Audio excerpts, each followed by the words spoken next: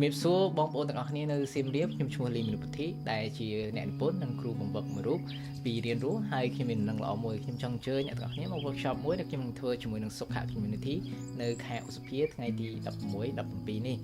ដែលជាថ្ងៃសៅរ៍ថ្ងៃអាទិត្យទេ workshop នេះគឺជាឱកាសមួយដ៏ល្អដើម្បីគាត់ស្វែងយល់ពីខ្លួនឯងកាន់តែជ្រៅថាខ្លួនជាមនុស្សបែបណា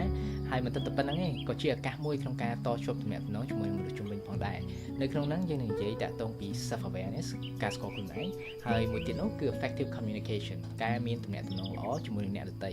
ការអាចបង្ហាញខ្លួនជាខ្លួនឯងនៅក្នុងសង្គមរបស់យើងនេះហើយនេះជាអ្វីមួយដែលវានឹងជួយយើងមែនតើជាបុគ្គលម្នាក់ខុសពីការបង្រៀននានាដែលផ្ដោតទៅលើទ្រឹស្ដីនៅក្នុង workshop នេះយើងនឹងមានការអនុវត្តច្រើនមែនតើអ្នកនឹងធ្វើការឆ្លុះបញ្ចាំងនិងតភ្ជាប់ទំនាក់ទំនងជាមួយនឹងខ្លួនឯងអ្នកនឹងស្ដាប់ឮពីការគិតរបស់ខ្លួននិងយល់ពីរបខ្លួនកាន់តែច្រើនជាងមុនហើយមិនតែប៉ុណ្្នឹងឯអ្នកក៏ធ្វើការវឹកហាត់ទៅលើការសន្ទនាច្រើនដែរដូចនោះយើងមានទំនុកចិត្តក្នុងការបង្ហាញខ្លួនជាខ្លួនឯងជាមួយនឹងមនុស្សជំនាញយើងផងដែរបន្ទាប់ពី workshop នេះអ្នកនឹងទទួលបានចំណេះដឹងថ្មីតាក់ទងពីខ្លួនឯងអ្នកក៏ចេះបង្ហាញខ្លួនជាខ្លួនឯងនៅក្នុងជីវិតយើងជារៀងរាល់ថ្ងៃផងដែរសម្រាប់ការចូលរួមអ្នកអត់ត្រូវការមានបទពិសោធន៍ពីមុនទេដឹងពីខ្លួនឯងប៉ុណ្ណាមកប៉ុណ្ណឹង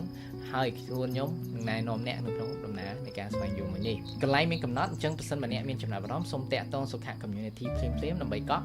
ហើយខ្ញុំសង្ឃឹមថានឹងជួបអ្នកនៅចុងសប្តាហ៍នេះដរាបណាដែលអ្នកនៅរៀន